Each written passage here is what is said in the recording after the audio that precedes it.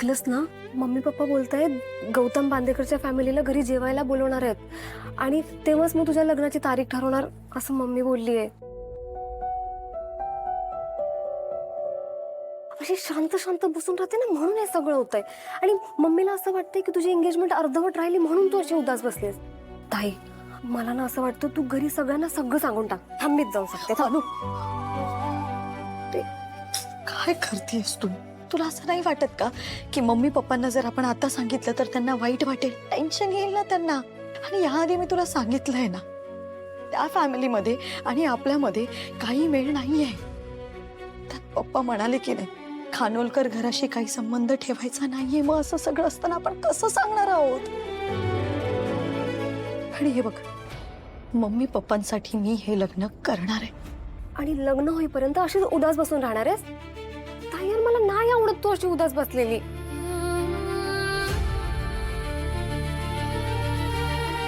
अनु अनु अनु ऐक ना, मला ना एकदा गौतमला भेटायचंय. हे सगळं त्यांनी माझ्यामुळे केलंय ना. एकदा त्याच्याशी जाऊन बोलायचंय मला. नंतर कधी कशाला भेटायचे?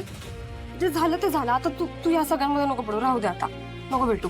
तुला नाही समजणार का, लग्न केल्याशिवाय दुसरा कुठलाच पर्याय नाहीये माझ्याकडे. ताई, तू गौतमला विसरू शकतेस?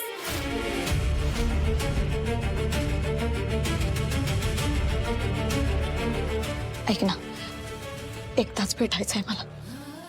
हे बघ, त्याचं आयुष्य सुरू व्हावं एवढंच हवंय मला. का नाही तर मला बरं वाटणार नाही. मी मी हात जोडते, फक्त एकदा.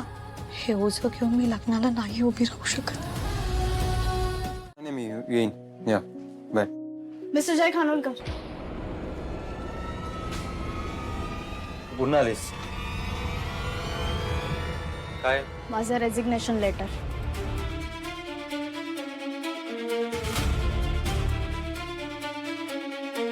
सिरियसली? मला माझ्या मम्मीने सांगितलं होतं, जिथे आपली किंमत नसते, जिथे आपल्याला मान मिळत नाही, जिथे आपला स्वाभिमान दुखावला जातो, तिथे थांबायचं नसतं. खरं तर हे तू ऑफिसमध्ये द्यायला हवं होतंस, पण तुझा स्वभाव बघता. एनिवे, माझा भाऊ ऍडमिट आहे इथे आणि हे हॉस्पिटल आहे. तुला वाद नको आहे. भैया, तुला आज आठवलं का हे हॉस्पिटल आहे ते? काल माझ्यावर आवाज चढवताना नाही आठवलं तुला हे हॉस्पिटल आहे म्हणून? काल तू आमचा एवढा इन्सल्ट केला तेव्हा आम्ही नव्हतो आवाज चढवून बोललो, तू बोललेला. तू माझ्याबद्दल, माझ्या कामाबद्दल बोलला असता ना तर मी ऐकून घेतलं असतं. पण काल तू जे काही बोललास ना ते नाही चालवून घेणार मी. काल मी, माझे मम्मी पप्पा एक माणुसकी म्हणून तुम्हाला आधार द्यायला आलो होतो, वाद घालायला नाही. तो तू घातलास. काय गरज होती रे आमच्या परिस्थितीबद्दल, गरिबीवरून बोलायची? तुला काय वाटतं, तू 4 पैसे जास्त कमवलेस, मोठ्या घरात राहिलास, गाड्यांमधून फिरलास तर लोकांचा अपमान करायचं लायसन्स मिळालंय तुला? गरीब आम्ही नाही, गरीब तुमचे विचार आहेत. माझ्या पप्पांसाठी जर त्यांच्या मुली अभिमान आहेत ना, तर आमच्यासाठी आमचे पप्पा जगातला सगळ्यात ग्रेट माणूस आहे. त्यांचा इन्सल्ट केला तुम्ही. त्यांचा मान तुझ्या या जॉबपेक्षा ना खूप मोठा आहे. हा जॉब तुला देणारच नव्हतो मी. आकाशमुळे मी तुला या ऑफिसमध्ये चालवून घेतलं. आकाश दादामुळेच मी जॉईन केलेलं. कुठलेही फेवर घेऊन नाही, HR डिपार्टमेंटला कडक इंटरव्ह्यू देऊन बकायदा सिलेक्ट झालेली. हो, हॅलो, तुझ्या आईला माझा एक निरोप द्या.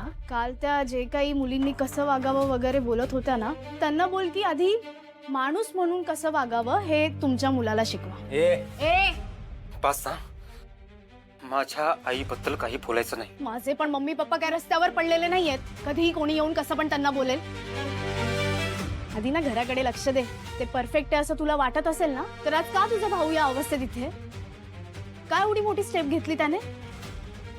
का नाही मोठा भाऊ म्हणून तुझ्याशी त्याने त्याचा प्रॉब्लेम शेअर केला? का नाही फॅमिली म्हणून तुम्ही त्याला क्लोज वाटला? हे जे काय झालंय ना, त्या सगळ्याला इनडायरेक्टली तुम्ही जबाबदार. बस, enough. Just shut up.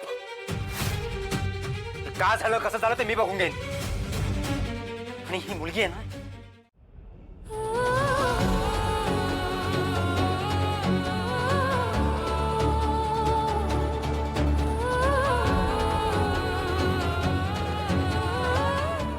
Ashu,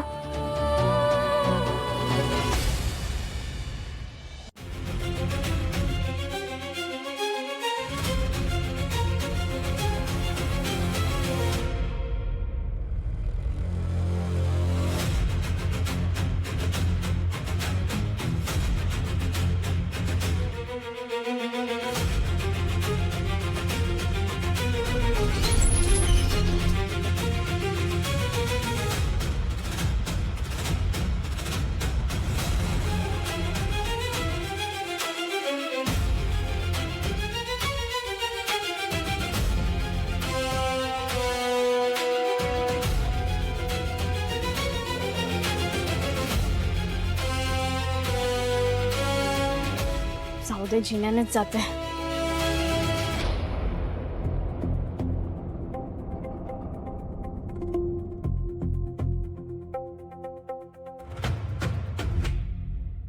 ma'am ma'am ऐका ना, काय मस्त हॉस्पिटल आहे ना. बरं झालं त्या निमित्ताने मला हॉस्पिटल तरी बघायला मिळालं. मॅडम आपल्याला किती बिल येईल? तुझा 10 वर्षाचा पगार आहे ना, त्याच्यापेक्षा कितीतरी जास्त. एवढं कसे आहात तुम्ही? तू आलीस ना, आता बरं वाटेल. का केलं असं? बरं झालं ना मी पॉइझन घेतलं. तू मला भेटायला आलीस. असं असेल ना तर मी रोज